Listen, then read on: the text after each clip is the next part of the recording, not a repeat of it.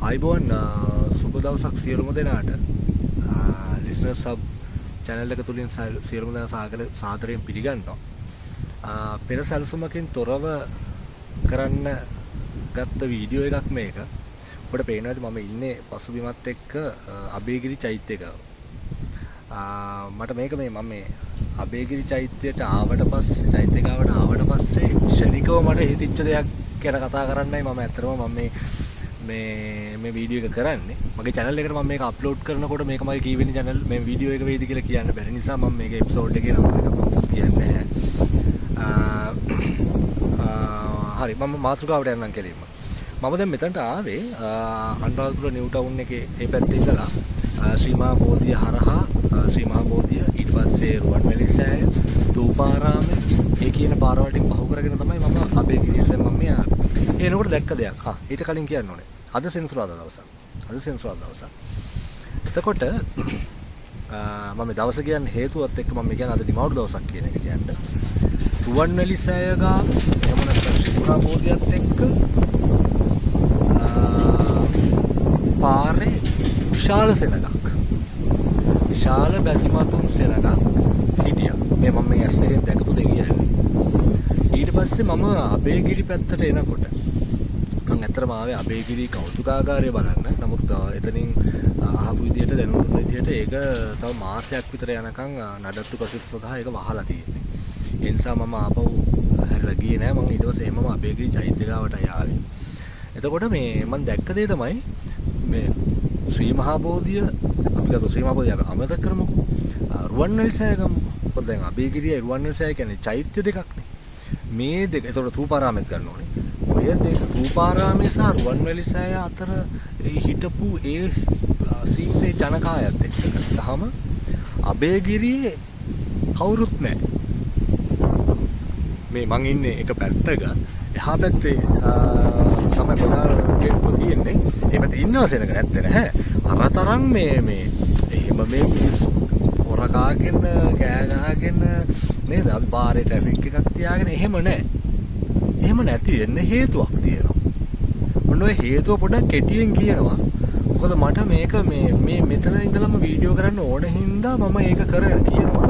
මම පස්සේ මම කොහොමත් මගේ සැලැස්මක් තියෙනවා මේ ඔළුවේ මේ අබේගිරිය සහ රුවන්වැලි සෑය. ඒ කියන්නේ මේ මහා තූප අබේගිරිය ජේතවනාරාමය සහ රුවන්වැලි සෑය. ඔය කියන ප්‍රධාන ස්තූප තුන පිළිබඳව වෙනමම පුංචි කතාවක් කරන්න මගේ ඇත්තටම බලාපොරොත්තුවක් තියෙනවා. නමුත් ඒකට කලින් මේක නිකන් අර කලින් එන වීඩියෝ එකක් විදිහට තමයි දැන් මේක මම මේ කරගෙන යන්නේ. ඇයි මේ සෙනගවල වෙනස? නැත්නම් ඇයි මේ මෙච්චර සෙනග මෙතනට අඩු? මේ මෙතනට එන්නේ නැත්තේ ඇයි? ඉන්නවා මම මේ නැවතත් කියනවා ඉන්නවා යම් කිසි ප්‍රමාණයක් හැබැයි අඩුයි. එතකොට මම එතන විහාර මළුවේ එතන මේ මළුවේ එතන ආධාර එහෙම ගන්න එක්කෙනෙක් ඉන්නවා. ඒ මාත්මෙක් ඉන්නවා. ඉතින් මේ මාත්මයයි මම නිකමට පුංචි වචනයක් ඇහුවේ එතන සෙනගින් ඉඳලා කතා කරන්න හම්බුනේ නැහැ. මම ඇහුවා ඉතින් මේ එතුමා මේ ආධාර ගන්නේ මේ අබේගිරි ස්තූප ප්‍රතිසංස්කරණ වැඩසටහන සඳහා. ඒ කියන්නේ ඒ වැඩ පිළිවෙල සඳහා කියලා. ඒතර මම ඇහුවා දැන් මම පුංචි කාලේ ඉඳලා දැන් අවුරුදු ගාණක් තිස්සේ අබේගිරිය හදනවා ඉවර වෙන්නේ නැද්ද? ඇයි මේ? ඒතර එතුමා වැඩි ගැන උත්තර දෙන්න ගියේ නැහැ. මම කවුද කියලා දන්නෙත් නැහැනේ. මම එකපාරට ගිල්ලලා ගහින් ගිනිනවා ඒ වගේ ප්‍රශ්නයක් ඇහුවාම මට යන්න තේරිච්ච දේ මම නිකන් දැනේ. එතන පිරිසෙනවා අඩුයි. ඒතර ආගමහට ඊට එච්චරයි එතනින් එහාට මොකුත් කතා කරේ නැහැ. එතනින් එහාට මේ මගේ අදහස් මම මේ කතා කරන්නේ. ඒතර එතනින් අදහස් වෙන ප්‍රධානම දේ තමයි මම තේරුම් ගත්ත දේ තමයි මෙතන සෙනග එනවා අඩුයි. මෙතනට තියෙන ආකර්ෂණය අඩුයි. ඇයි මේ? රුවන්වැලි සෑයට ශ්‍රී මහා බෝධියට තූපාරාමය ගත්තොත් ඇයි මෙච්චර සෙනගක්? ඇයි අබේගිරියට නැත්තේ? දැන් අපි ඊළඟට කතා කරමු ජේතවනාරාමයේත් ඔය සිද්ධියම ඇති. මම ඒක තාම ගියේ නැති නිසා මම ඒ ගැන කතා කරන්නේ නැහැ. අබේගිරිය ගැන විතරක් කතා කරමු. ඇයි මේ අබේගිරියට මෙච්චර මිනිස්සු ඒ කියන්නේ එන්නේ නැත්තේ? මේ ලංකාවේ එහා කෙළවරේ ඉඳලා මේ රුවන්වැලි සෑයටම මම තින්නේ නැහැ. ඕක කාටවත් හිතිලා තියනවද? මේ ඊයේ පෙරේද මම Facebook එකේ මගේ හිතවත් මේ මහත්මයෙක් එක්ක ওই කතාව පොඩ්ඩක් ගියා. එතුමා වැරදි විදිහට මාව තේරුම් අරගෙන ටිකක් ඇග්‍රෙසිව් නැත්තම් ආවේගශීලීව මට උත්තර දෙන්න ගත්තා. මම එහෙනම් එතනින්ම හොයන්න නැවැත්තුවා. මම එතුමාගේ ඒ කතා ඒ වෙච්ච ඩිස්කෂන් එක නැත්තම් ඒ වෙච්ච මේ සාකච්ඡාව කියන්නේ මේ මැසේජස් වලින් ඒ සාකච්ඡාවේ මාතෘකාවක් කරගෙන මගේ ඊළඟ වීඩියෝ එකක් මම කරන්න බලාපොරොත්තු වෙනවා අතනම නොබොදිනකින්. ඊට කලින් ඒක මම මේ ආමතරව මතක් කරේ. එතකොට ඇයි මේ අබේගිරියට මිනිස්සු එන්නේ නැත්තේ? ඇයි ඊට සාපේක්ෂව අබේගිරියට එනවට සාපේක්ෂව ඇයි රුවන්වැලි සෑයට වැඩිපුර මේ ජනකායගේ ආකර්ෂණය වැඩි? ඔතන ගැටලුවක් තියෙන්න පුළුවන්. නෑ කෙනෙකුට හිතෙන්න පුළුවන් නේද? මොකද බැලුමට දැන් ඔබට පේනවා ඇති අති විශාල දැවැන්ත නිර්මාණයක්. මේක දැවැන්ත නිර්මාණයක්. පුරාණ ලෝකය ගත්තොත් පුරාණ ඉතිහාස ලෝකය ගත්තොත් එහෙම අබේගිරිය කියලා කියන්නේ සාමාන්‍යයෙන් පිළිගන්නවා ලෝකයේ 4 වෙනියට විශාලතම මානව නිර්මාණය. එතකොට මේ සෙල්ලම් එකක් නෙමෙයි. මේක මේ එහෙම සුළුපටුව සාකරන්න පුළුවන් කාරණාවක් නෙමෙයි. එහෙනම් ඇයි අබේගිරියට මේ අඩු ආකර්ෂණයක් සහ ඇයි රුවන්වැලි සෑයට වැඩි ආකර්ෂණයක් තියෙනවා? මම කෙටියෙන් කියන්නම්. ඒකට හේතුව ඉතිහාසය පිළිබඳව ක්‍රමානුකූලව අධ්‍යයනයක් හෝ ඒ පිළිබඳව යම්කිසි මේ හොඳ මේ දැක්මක් ඇති කරගෙන බැලුවොත් එහෙම ඒකෙන් පේන ප්‍රධානම කාරණාව තමයි අපේ රටේ මහින්දාගමනයෙන් පස්සේ දැන් මේ මම මේ කතා කරන්නේ මහා වංශයට අනුකූල කතන්දරයක්. නැතු මේ දැන් මේ මගේ අදහස් දුන්නට මේ සියලුම දේවල් මේ මා පුද්ගලිකව පිළිගන්නා දේවලුත් නොවෙන්න පුළුවන්. හැබැයි ඔබට අදහසක් ගන්නයි මම මේ කතා කරන්නේ.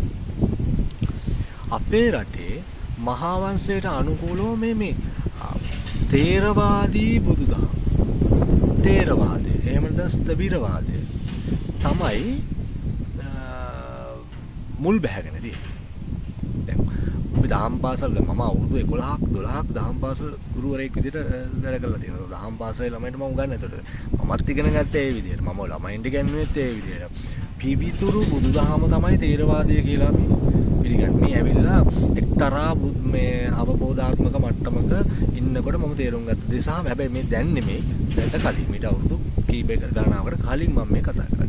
එතකොට දැන් මහා විහාරය මුල් කරගත්ත තේරවාද සම්ප්‍රදාය ඇතුලේ තමයි මේ මහා වංශය ලියවෙන්නේ. ක්‍රිස්තු වර්ෂ 5 වෙනි සියවසේ මහානාම කියන අපේ භික්ෂුන් වහන්සේ විසින් උන්වහන්සේ වැඩ සිටියේ මහා විහාරයට අනුබද්ධිත දික්සඳ සෙනවියා කියන පිරිවෙනේ අනුබද්ධිත ආයතනයක් මහා විහාරයට අනුබද්ධිත ආයතනයක්. එතකොට මේ භික්ෂුන් වහන්සේ තමයි මේ මහා වංශයේ රචනාව පටන් ගන්න. හැබැයි උන්වහන්සේ ඒ මහා වංශය ලියනකොටම මුලින්ම සඳහන් කරන කාරණාවක් තියෙනවා. මම මේ ලියන්නේ මහා වංශය ලියන්නේ මහා විහාරික භික්ෂුන් වහන්සේලාගේ ආශිර්වාදයෙන් කියන අදහස. මහා විහාරික භික්ෂුන් වහන්සේලාගේ ආශිර්වාදයෙන් නැත්නම් උන්වහන්සේලාගේ වචන වලින් ලියනවායි කියලා කියන්නේ. උන්වහන්සේලාගේ වචන කියලා කියන්නේ මහා විහාරයේ භික්ෂුන් වහන්සේලාගේ සම්ප්‍රදායට අනුව තමයි මේක ලියනවා කියලා උන්වහන්සේ මුලින්ම මේ මහා වංශය රචනා කරන්න පටන් ගන්නකොට සඳහන් කරන ප්‍රධානම කාරණාව. එතකොට එතනින්ම පේනවා අපිට මේ මහා වංශය ඇතුළු ඉතිහාස පුරාවෘත්තය පිළිබඳව අපේ රටේ එස්ටැබ්ලිෂ් නැත්නම් මේ ස්ථාපනය වෙලා තියෙන මත අදහස් සියලුම දේවල් මේ මහා විහාරයට බරව තමයි ගිහින්නේ. හරි. අපි චුට්ටක් එක පැත්තකින් තියමු. අබේගිරිය කොහොමද නිර්මාණය වෙන්නේ? දැන් ඔබ දන්නවා වට්ටගාමිනී අපේ නැත්නම් වලගම්බා රජු සමහර වලගම්බා රජු තමයි මේ අබේගිරියේ මූලාරම්භය කරන්නේ. දැන් ඕක අපි පුංචි කාලේ ඉගෙන ගත්ත පුංචි කතාවක් නේ. ඕක අපි දැන් දන්නවනේ මේ වලගම්බා රජුරෝ ඒ කියන්නේ එතුමා රජ වුණා වැඩි කාලයක් යන්න කලින් ආක්‍රමණ ආවා. ඒ ආක්‍රමණ වලින් බේරිලා යන්න එතුමා පැනලා ගියා. නේද? රාජ්‍ය අතෑරලා ගියා. ඒ යනකොට ගිරි කියලා නිගණ්ඨේ. මොකද මතක තියාගන්න නිගණ්ඨ කියන වචනේ. හොඳේ. අපි ඉස්සරහට කතා කරමු. මේ එතකොට ගිරි කියන නිගණ්ඨේ හිටියා. එයා කෑ ගැහුවා මේ මහා කළු සිංහලයා පැනලා යනවා කියලා. මහා කළු සිංහලයා පැනලා යනවා කියලා නිකන් අර ලැජ්ජාශීලී අදහසක් ප්‍රකාශ කරා කියලා එතන අපේ පොත්පත්වල අපි ඉගෙනගෙන තියෙනවා. ඊට පස්සේ මෙතුමා යනවා රුහුණට. රුහුණ කියන්නේ වෙනම පැත්තක්. අපේ රටේ දේශීයත්වය වෙනුවෙන් අපේ රටේ රාජ්‍යත්වය වෙනුවෙන් තමන්ගේ ජීවිත, තමන්ගේ කාලය, තමන්ගේ ශ්‍රමය, තමන්ගේ අදහස් බෙහෙවින් කැප කරපු මිනිස්සු හිටියේ මේ රුහුණේ. එතකොට මේ රුහුණට ගිහිල්ලා සේනා සංවිධානය කරලා ඒ අවශ්‍ය කරුණු කාරණා ටික සම්පූර්ණ කරගෙන නැවතත් එතුමා මට මතක හැටියට වසර 12කට විතර පස්සේ නේද මේ ඇවිල්ලා ආපහු රාජ්‍ය අල්ල ගන්නවා. ඒ අල්ලගෙන ගිරි කියන නිගණ්ඨයා හිටපු ආශ්‍රමය විනාශ කළා කියලා කියනවා. ඒ විනාශ කරලිවලා එතන තමයි මේ අභයගිරිය ස්තූපය නිර්මාණය කළේ කියලා. මම කියන්නේ බොහොම සංකීර්ණ, බොහොම ක්‍රමානුකූලව පැය ගාණක් කතා කරන්න ඕන දෙයක් මම මේ වචන දෙක තුනකින් කතා කරන්නේ. හොඳේ. ඒ නිසා මේකේ අන්තර්ගතය පිළිබඳව 100%ක්ම සමහරට තර්ක තියෙන්න පුළුවන්. විතර්ක තියෙන්න පුළුවන්. මම මේ කතා කරන්නේ බොහොම සාරාංශයක්. හොඳේ. එතකොට එතන ගිරි කියලා නිගණ්ඨයාගේ නමින් ආරාමයේ තිබිච්ච හින්දා අභයගිරි කියලා ගිරි කියන වචනේ පාවිච්චි කරා කියලා. හැබැයි පහු කාලේ ඉනම විවිධ මත තියෙනවා. දැන් ওই වෙස්සගිරිය ඒ වගේ එනකොට ගිරි කියන එකෙන් අදහස් කරන්නේ කන්දක් වගේ කියන අදහස නිසා මෙතනට ගිරි කියන වචනේ දැම්මයි කියනවා. නැත්තම් මොකද Tamanට නිග්‍රහ කරපු පුද්ගලයාගේ නමකින් ආරාමයක් නම් කරන එකක් නැහැයි කියන ප්‍රතිතර්කත් අපේ අපේ විද්වතුන් අතර තියෙනවා. එතකොට මේ කියන අභයගිරි විහාරය හදලා අභයගිරිය නිර්මාණය කරලා බුදුරජාණන් වහන්සේගේ පාත්‍රා ධාතුව මේක තැන්පත් කළා කියලා කියනවා. ඒ තැන්පත් කරලා මේ වලගම්බා රජුරවන්ට මේ තමන් අර අමාරු කාලේ තමන් අර රුහුණට ගිහිල්ලා සේනා සංවිධානය කළා ඒ ප්‍රත්‍යපාසුකම් සොයා සපයා ගන්න උදව් කරපු මහා විහාරයක භික්ෂුන් වහන්සේ නමක් ඉදිරියට තිස්ස කියලා. ඔය තිස්ස හාමුදුරුවන්ට කතා කරලිවලා ඒ තිස්ස හාමුදුරුවන්ට මේ අභයගිරිය බාර දුන්නයි කියලා තමයි ඉතිහාසයේ සාරාංශගත කතාව. එතකොට පහු කාලේ ඉනම ඊට පස්සේ තමයි දැන් තමයි මේ සාරාංශගතයෙන් පස්සේ තමයි දැන් අපිට වැදගත් කියන කාරණාවට එන්නේ. ඊට පස්සේ මේ කියන තිස්ස හාමුදුරුවෝ පුද්ගලික ආරාම බාර ගැනීම කියලා විනය විරෝධී ක්‍රියාවක් සිද්ධ කළා කියලා උන්වහන්සේව මහා විහාරයෙන් නිරපා හැරියයි කියලා කියනවා. මහා විහාරයෙන් නිරපා හැරියයි කියලා කියනවා. එතකොට මහා විහාරයේ උන්වහන්සේට පක්ෂපාතව හිටපු තවත් භික්ෂුන් වහන්සේලා 500ක් එක්ක ඇවිල්ලා අභයගිරියේ වාසය කළා කියලා කියනවා. මේක බොහොම සුළු කොට කතා කරන පුංචි වචන මාලාවක් වුණාට මේක ඇතුලේ විශාල වශයෙන් ගැඹුරෙච්ච ලොකු තේරුමක් සහ අපිට හිතන්න යමක් තියෙනවා. මොකක්ද? දැන් ඉතිහාසයට අනුව පළවෙනි විදිහට ආරාම භේදනය වෙන්නේ මෙන්න මෙතන. ඒ කියන්නේ ක්‍රිස්තු වර්ෂ පළවෙනි සතවර්ෂයේදී පමණ තමයි මේ දේවල් සිද්ධ වෙන්නේ. ඒ කියන්නේ ක්‍රිස්තුස් වහන්සේගේ උප්පත්තිය සිද්ධ වෙච්ච ඒ සමකාලීනව තමයි මේක සිද්ධ වෙන්නේ අපේ රට ඇතුලේ. එතකොට මේ වලගම්බා රජුරුව අභයගිරිය නිර්මාණය කරලා අභයගිරිය මේ තිස්ස කියන හාමුදුරන්ට පූජා කිරීම හරහා මහා විහාරය කියන මහා ප්‍රධාන සම්ප්‍රදාය දෙකට බෙදිලා මහා විහාරය සහ අභයගිරිය කියලා කොටස් දෙකකට වෙන් වෙච්ච පළවෙනි, ඒ කියන්නේ අපේ ඉතිහාසයේ හම්බ වෙන පළවෙනි ආරාම භේදනය සිද්ධ වුණා කියලා කියනවා. එතකොට මෙතනදී කල්පනා කරන්නට ඕනේ මේ වලගම්බා රජුරෝ කියන්නේ කවුද කියලා. දැන් ඕක මම කෙටියෙන් කියන්නේ නම් ගිරි කියන නිගණ්ඨයා ගෑ ගහලා කිව්වයි කියන්නේ මහා කළු සිංහලයා. කළු කියන්නේ කාල. කළු කියන්නේ කාල. පැහැදිලිද? කළු කියන්නේ කාල. එතකොට කාල කියන වචනය අපේ ඉතිහාසගත සෙල්ලිපිවල හම්බ වෙන්නේ දේශීයත්වයට මුල් තැන දෙන ජනතාවක් විදියට. දැන් අපි ගත්තොත් එimhe යක්ක කියලා දැන් අපි කතා කරන යක්කු කියලානේ කියන්නේ. යක්කු කියන එක යක්කු නෙමෙයි අතන මේක යක්ක. නේද? යක්ක. ඒතර යක්ක කියලා කියන්නේ අපේ මේ ඉතිහාසය අධ්‍යයනය කරනකොට අපේ දේශීය ජන ප්‍රජාවනේ. දේශීය ජනයෝ. හෙළයෝ. ඒ කියන්නේ මේ 100%ක්ම අපේ ජාන වලින්ම අපි මේ රටේ හිටපුවා කියන එක නෙමෙයි මේ කියන්නේ. ඒ වෙනකොට ස්වදේශිකයි. ඒ කියන්නේ මිහිඳු මහරහතන් වහන්සේ ලංකාවට වැඩම කරනකොට සහ ඒ කියන්නේ උතුරු ඉන්දියානු ආර්ය සංක්‍රමණ සිද්ධ වෙන මොහොතේ අපි කියන්නේ විජයාගමනය කියලා. විජයාගමනයේ සිද්ධ වෙන කාල සීමාව වෙනකොට දේශීය පිටුපය තමයි හෙළියෝ කියන්නේ. ඒ අය හිටියේ රුහුණේ. රුහුණ කියලා කියන්නේ අපි ඔය කතා කරන මාතර හම්බන්තොට ගාල්ල නෙමෙයි මේ අපේ මේ මධ්‍ය කඳුකරයේ මේ දකුණු සහ බටහිර බෑයුමෙන් එහාට ගිය සියලුම මේ ප්‍රදේශය තමයි අපි මේ ඒ වෙනකොට රුහුණ කියලා අදහස් කරේ. ඒකේ තමයි අපි හෙළ ජනතාව, ස්වදේශික ජනතාව හිටියේ. ඒතර මේ කාල කියන වචනය, කලු කියන වචනයත් බොහෝ කොට යෙදිලා තියෙනවා මේ හෙළ කියන නැත්තම් හෙළයෝ කියන නැත්තම් ස්වදේශික ජන කොටස් හඳුන්වන්න. එතකොට අපිට පුංචි අදහසක් මෙතනින් එනවා මේ කාල කියන වචනේ නැත්තම් කළු සිංහලයා. සිංහලයා පැත්තක දාන්න කළු හෙළයා හරි කියමුකෝ අපි සිංහල කියන වචනේ දවසවල තිබුණේ නැහැ කියලා හිතුවොත් එහෙම. මේ කළු හෙළයා කියලා මේ පරිභව කරේ නිග්‍රහ කරේ මේ වලගම්බා රජුරවන්ට. එහෙනම් අපිට එතනින් ගන්න තියෙන එක කාරණාවක් තමයි මේ වලගම්බා රජුරෝ කියලා කියන්නේ හෙළයෙක්, ස්වදේශිකයෙක්. අන්න ඒක හොඳට මතක තියාගන්න. ස්වදේශිකයෙක්, හෙළයෙක්. එතුමා ඇවිල්ලා දුටුගැමුණු රජතුමාට ඥාතිත්වයක් දරන කෙනෙක්. අපේ දුටුගැමුණු රජතුමාගේ මේ ඉතිහාසය සහ ඒ પરම්පරාවත් ආපස්සට ගන්න වෙන වෙලාවක කතා කරමු. එතුමාට තියෙන්නේ ඒ කතන්දරේම තමයි. අපි ඔච්චර මේ ප්‍රකාශයට ඇහුවත් එතුමාට තියෙන්නේ ඒ කතන්දරේ. කියන්නේ හෙළයෙක්, ස්වදේශිකයෙක්. එහෙමනම් මේ ස්වදේශිකත්වය සහ මහා විහාරය අතර තිබිච්ච යම් මතභේදාත්මක ඝට්ටනයක් තමයි මේ අබේගිරිය සහ මහා විහාරය කියන මේ වෙන්වීම නැත්නම් විභේදනය හරහා අපිට ගන්න නැත්නම් අපිට දැනෙන පණිවිඩයේ විදියට ගන්න පුළුවන් වෙන්නේ.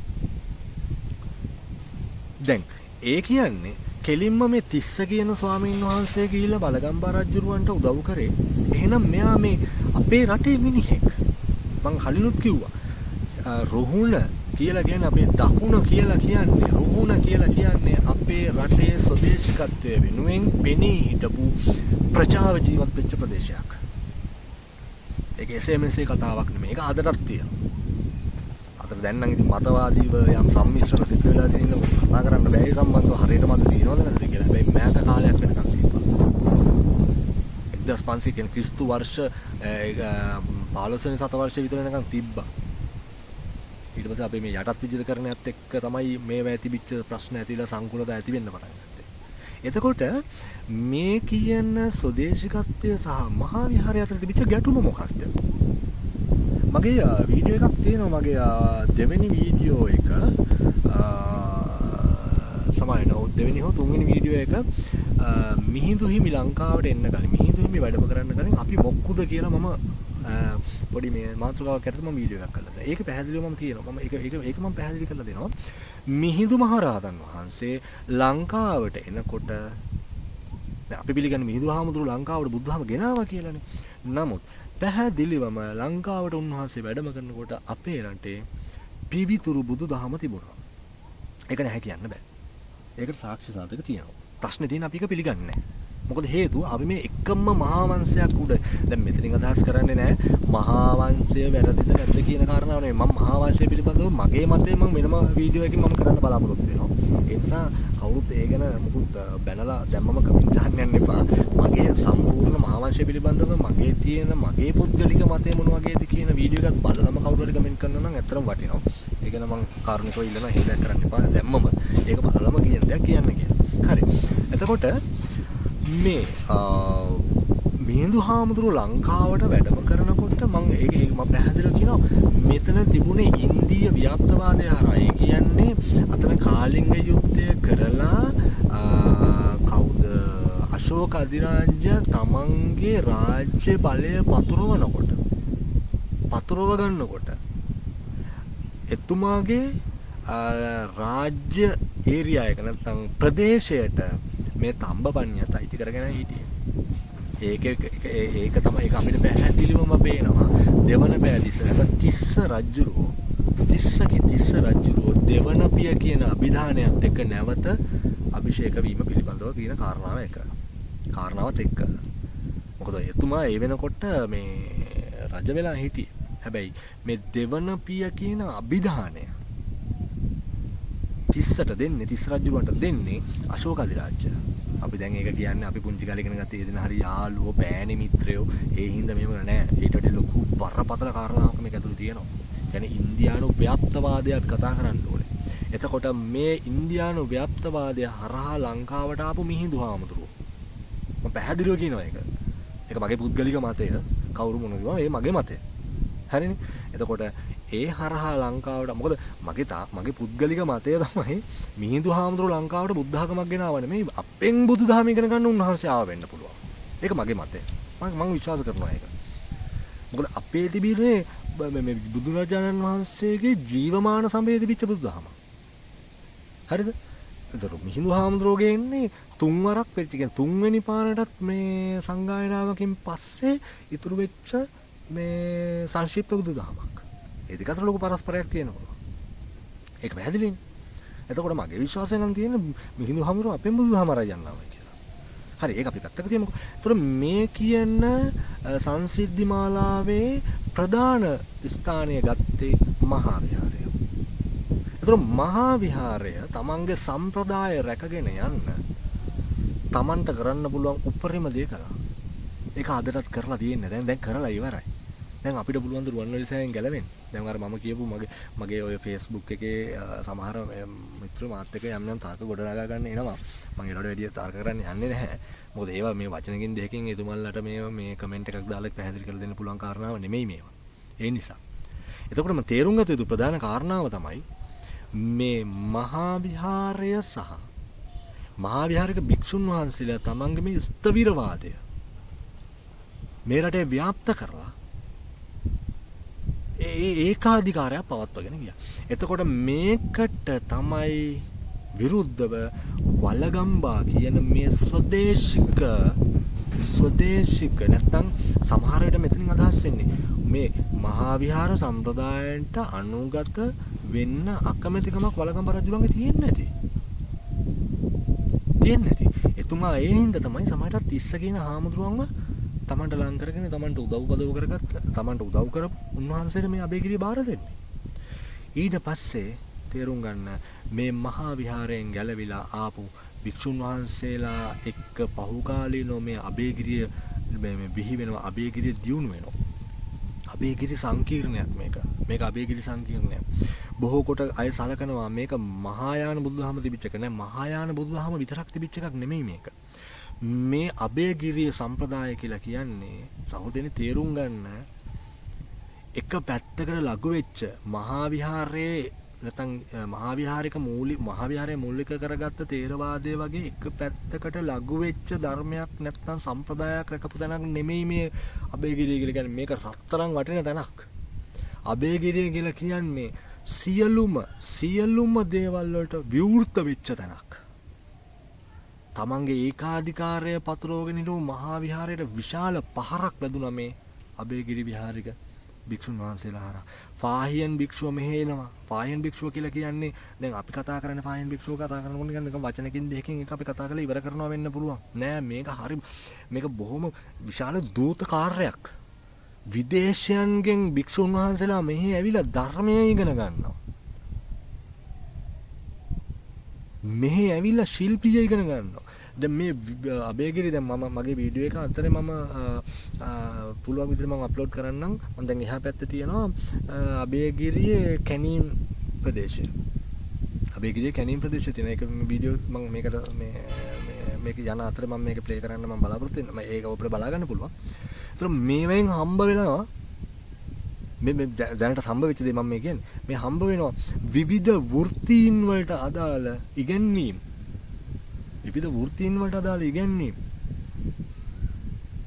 රන් කර්මාන්ත එක විවිධ කර්මාන්ත පිළිබඳව උගන්වලා තියෙනවා මේ. ඒ කියන්නේ සමස්තයක් විදිහට ගත්තාම අබේගිරිය කියලා කියන්නේ විවෘත විශ්වවිද්‍යාලයක් වගේ දෙයක්. හැමදාම ධර්මයේ කියලා ධර්මයේ පිළිබඳවම එකම අන්තගාමී පැත්තක් උගන්වන්න හිටපු තැනක් නෙමෙයි අබේගිරිය කියලා කියන්නේ. අබේගිරි සම්ප්‍රදාය කියලා කියන්නේ බොහොම පුළුල්, බොහොම විවෘත ජාත්‍යන්තර වශයෙන් ප්‍රසිද්ධ වෙච්ච ස්ථානයක්. දැන් පාහියන් භික්ෂුන් වහන්සේ ලංකාවට වැඩමීම එකක් විතරයි. අපි තව නොදන්න උන්වහන්සේත් එක්ක උන්වහන්සේගේ පණිවිඩ හරහා කොච්චර ආයෙන්නේ නැද්ද මෙහෙට? උන්වහන්සේත් එක්ක තව කොච්චරනම් පණිවිඩ මෙහෙ කට්ටිය මේ පණිවිඩ අරගෙන එහෙට යන්නේ නැද්ද? ඒ රටවල් වලට යන්නේ නැද්ද ජාත්‍යන්තර වශයෙන්? හැබැයි උනේ මොකද්ද? මහා විහාරයේ තිබිච්ච ඒකාධිකාරී බලයම ඉස්මතු කරගෙන ඒක හරහාම මේ රටේ තියෙන ඉතිහාසය ඒගොල්ලන්ට ඕන විදිහට වෙනස් කරලා මම ඒක පැහැදිලිව කියනවා. ඒක පක්ෂග්‍රාහීව මහාවංශය ලියවෙනවා. මොකද මහාවංශයට සාපේක්ෂව මට ඒකේ නම මතක නැහැ සමා වෙන්න ඕනේ මේක අහන් ඉන්න අය. මොකද මම සූදානමක් නැතුව මම මේ කරන හින්දා අබේගිරියේ ලියන වංශ කතාවක්. අබේගිරි භික්ෂුන් වහන්සේලාත් වංශ කතාවක් ලියනවා. ඒක අතර හොයාගන්නත් නැහැ. මට ඒකේ නම මතක නැහැ. මම දන්න තරම මේක හොයාගන්න නැහැ කොහෙවත්. ඒවා විනාශ කරලා. විනාශ වෙලා නෙමෙයි විනාශ කරලා ඒ සම්ප්‍රදාය යන්න දුන්නේ නැහැ.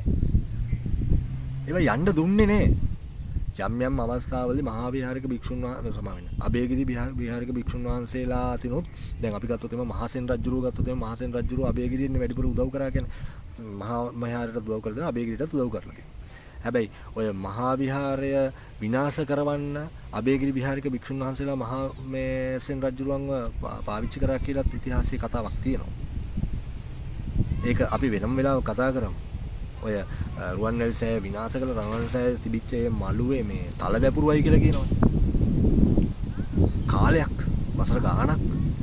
හැබැයි ඒත් අන්තිමට මහා විහාරයේ ඒ සම්ප්‍රදායන් එළියට එනවා. අබේගිරිය විනාශ වෙනවා. අබේගිරිය නැත්තරම නැති වෙලා හිටියා. හරි. ඒතර මේ අබේගිරියේ තිබිච්ච වංශ කතාවක් තිබ්බනම් ඇත්තටම මේ අපි අද කියන ඉතිහාසය අපි පිළිගන්න ඉතිහාසය සම්පූර්ණ වෙනස් වෙන්න පුළුවන්. වෙනස් වෙන්න තිබ්බා. දැන් මෙන්න මේ කාරණාවත් එක්ක දැන් ඔබට පැහැදිලිව තේරෙන්න යනවා ඇති මහා විහාරික සම්ප්‍රදාය මේ අපේ රටේ ස්ථාපිත වෙච්ච හින්දා මිනිස්සුන්ගේ ඔළුව වලට වැඩිපුරම ගියේ මේ රුවන්වැලි සෑය ගැන. 1903 දී වල් බිහි වෙලා තිබිච්ච මේ රුවන්වැලි සෑය 1903 දී ප්‍රතිසංස්කරණ කමිටුවක් මගින් ප්‍රතිසංස්කරණය කරන්න පටන් ගන්නවා වලිසිංහ හරිචන්ද්‍රතුමාගේ දායකත්වයේ ඒකට තිබුණා. තවත් මේ ප්‍රභූවරුන්ගේ මූලිකත්වයෙන්. ඒක හොඳට පිළිසකර කරනවා. ඒක හොඳට වැඩි දියුණු කරනවා. ඒක හොඳට හුණු පිළියම් කරලා ලස්සනට තියෙනවා. හැබැයි අබේගිරිය සහ ජේතවනාරාම මේක ජේතවනාරාමෙත් ඇති වෙනවා. අගේගිරිය සහ ජේතවනාරාමේ තාම කඩු ගොඩක්. අපිට පේනවා. හොඳ ලංගලා බලුවොත් තනකොළ තියෙනවා. තනකොළ වෙලා තියෙනවා. මේකට මිනිස්සු එන්නේ නැහැ ආධාරات නැතුව ඇති. තව මේකට විවිධ හේතු තියෙන්න පුළුවන්. බොහොම විවිධ හේතු තියෙන්න පුළුවන්. වෘත්තීමේ වශයෙන් ගත්තොත් මේකේ වෘත්තිකයෝ ඉන්නවා. ඒ වෘත්තිකයන්ගේ යම් යම් තම පුළුල් අදහස් දෙන්න පුළුවන්. මම මේ කතා කරන සමස්තයක්. ඇහැට පේන පුංචි සමස්තයක් ගැන කතා කරන්නේ. එනිසා වැරදි අදහසක්ම 100% ගන්න උත්සාහ කරන්න එපා කවුරුත්. පැහැදිලිද? අන්න ඒ නිසා එදා ඉඳලම මහා විහාරික මතය අපේ රටේ ස්ථාපිත වෙච්ච හින්දා අපි වැඩිපුරම හාමුදුරන්ගේ කටින් ස්පන්සර්ට ගිය ගමන් අපි රුවන්වැලි සෑය උතු මම ජයශ්‍රී මහබෝධියක් ගැන කතා කරන්නේ නැහැ. මොකද මේ ස්මාරකනේ. මේ චෛත්‍ය කියලා කියන්නේ ස්මාරකනේ. මේ ගඩොල් ස්මාරක. ගඩොල් වලින් හැදිච්ච ස්මාරක. හරිද? ඒතර මේවා ජීවමාන කරන්න පුළුවන්. මේ ජීවමාන ස්මාරක බවට පත් වෙන්නේ මිනිස්සු ඇවිල්ලා ඒ පිළිබඳව තිබ්බ භක්තියෙන් මේව ගැන මේ කතා බහ කරලා මේවට සලකන මම මේ කියන්නේ sorry සමාවෙන්න මම මේ කතා කරන්නේ රුවන්වැලි සෑයට යන්න එපා. ඒව උඹලා කොහෙවත් යන්න එපා. වරෙල්ලා අබේගිරි එහෙම එකක් නෙමෙයි. මේ රටේ තිබිච්ච සම්ප්‍රදායන් ගැන මම මේ කතා කරන්නේ. ඒතර මේ සම්ප්‍රදායන් පිළිබඳව අවබෝධයක් තියෙනවා අපේ රටේ මිනිස්සු. ඔබ කවුරුණත් රුවන්වැලි සෑයට යන අනේ හොඳයි. ඒක ගැටලුවක් නෑ. මමත් යනවා. ජයශ්‍රී මහබෝධිගාවට යන්න පුළුවන්. ඒක ගැටලුවක් නෑ. හැබැයි මේ කතා කරන්න ඕනේ මේ එකම පැත්තකට ලඟු වෙච්ච දැනුම අපේ රටේ මේක විභේදනය කරලා හැමෝටම සමසේ බෙදිලා යන්න ඕනේ කියන කාරණාවයි මම මේ මගේ වීඩියෝ වලින් මම මේ ප්‍රධාන වශයෙන් බලාපොරොත්තු වෙන්නේ මේ සමාජගත කරන්න. අපි නොදන්න දැනුම අපෙන් හැංගිච්ච හෝ හංග කියන්නේ අපෙන් પરම්පරා දෙක තුනකටකින් කලින් හංගපු ඒවා પરම්පරා කීපයකින් පස්සේ ඉබේම හැංගිලා යනවා. ඒ දැනුම නැත්තරම නැති වෙනවා. પરම්පරා 3-4කින් පස්සේ ඒ ගැන පිළිබඳව තියෙන ජීවමාන සාක්ෂි නැතුව යනවා. හුදෙක් අර ලියපු සාහිත්‍යයකට හුදෙක් ලියපු අර පොතකට ලඟු වෙනවා. ඒතර ඒ පොතේ තියෙන ඇත්ත ඒක තමයි ඇත්ත. එතනින් එහාට අපි දන්නේ මෙන්න මේවා තමයි ඒක ඇත්ත කියන්න තියෙන සාක්ෂි සාධක කියලා. ඒ පැත්තට බරව කතා කරනවා මිසක් මේක ඇත්ත කතාව එළියට එන්නේ නැහැ. ඒ නිසා මම වගේ වීඩියෝ එක නවත්තන්න. මොකද වැඩි වෙලාවක් ගන්න නෙමෙයි මෙයා කරේ. අපි ඉස්සරහට අබේගිරිය, එතකොට ජේතවනාරාමයේ රුවන්වැලිසෑය ගැන කතා කරනවා. මම මේ වෙලාවේ රුවන්වැලිසෑය নমස්කාර පූර්වකව ගෞරවයෙන් මතක් කරනවා. ඒක රුවන්වැලිසෑය කියන අති මහත් වූ ජනාදරයටපත් වෙච්ච සහ මිනිසුන්ගේ විශ්වාසයන් පිළිබඳව හිණිපෙත්තට ආපු ශ්‍රේෂ්ඨ ජීවමාන ස්මාරකයක්. ඒක කිසිම තර්කයක් නැහැ. හැබැයි මම මේ කියන්නේ මේ අහන අය හොඳ බුද්ධිමත් සබුද්ධිකව තේරුම් ගන්න. ඊට වඩා තවත් එහාට ගිය සම්ප්‍රදායන් තිබිච්ච රටක් මේක. එකම තැනකට ලඝු වෙච්ච රටක් මේ සම්ප්‍රදායන් නැත්තම් දැනුම් සම්භාරයක් එහෙම නැත්තම් ඉතිහාසයක් තියෙන රටක් නෙමෙයි අපේ රට. අපේ රට මේට වඩා පුළුල්ල ලෝකේ ඉස්සරහා විද්‍යාමාන වෙච්ච රටක් ඉතිහාසය ඇතුලේ. අපි නිකන් නිවටයෝ නෙමෙයි මේ ඉන්දියාවේ මිනිස්සුන්ගෙන් බලපෑමත් එක්ක ගොඩ නැගිච්ච. අපි ඊට වැඩිය ස්වදේශිකයෝ විදිහට අපි මේට වඩා ලොකු තැනක හිටපු මිනිස්සු හිටපු රටක්. අන්න ඒක තේරුම් ගන්න. අන්න ඒක තේරුම් අරගෙන මේ දැනුම පුළුවන් තරම් අපි අනිත් අයත් එක්ක බෙදා හදාගමු. මේක කාටවත් පාර ගහන්නවත් කිසිම කෙනෙකුගේ පුද්ගලිකත්වයට හානි කරන්නවත් එහෙම නැත්නම් කිසිම පුද්ගලික බෞද්ධ මේ මතවාදයකට කියන ආගමික මතවාදයන් වලට එල්ල කරපු පාරක්වත් නැත්නම් කරන්න ගත උත්සාහයක්වත් නෙමෙයි. වරදවා තේරුම් ගන්න එපා. මේක ස්වබුද්ධිකව හිතන්න, සබුද්ධිකව තේරුම් ගන්න. මේ වීඩියෝ එක කරන එකේ ප්‍රධානම අරමුණ තමයි මේ සම්ප්‍රදායන් පිළිබඳව අපේ තියෙන අනවබෝධය, කියන්නේ අවබෝධය මදිකම. ඒක අපි පුළුල්ව සමාජගත කළ යුතුයි කියන කාරණාව තමයි ඇත්තටම මගේ ප්‍රධාන අරමුණ මේ වීඩියෝ එක කරපු එකේ. හොඳයි. එහෙනම් ඔබ සෑම සියලු දෙනාට සුබ දවසක්. කාගේ හරි හිත රිදුනා නම් සමා වෙන්න. මේ පිළිබඳව ඔබේ අදහස් දෙන්න. නැවතත් මම කියනවා මහා වංශයේ පිළිබඳව මේ වැරදි අර්ථකථනයක් දෙන්න උත්සාහ කළා නෙමෙයි. ඒක වෙනම සම්ප්‍රදායක්. මම මේ පිළිබඳව මහා වංශය පිළිබඳව වෙනම මගේ මතය ඉදිරිපත් කරනවා ඉස්සරහට. එතනින් පස්සේ අපි මේ පිළිබඳව ඔබේ අදහසුත් දෙන්න. එහෙනම් මම දැනට නවතින්නම්. සියලුම දෙනාට සුබ දවසක්.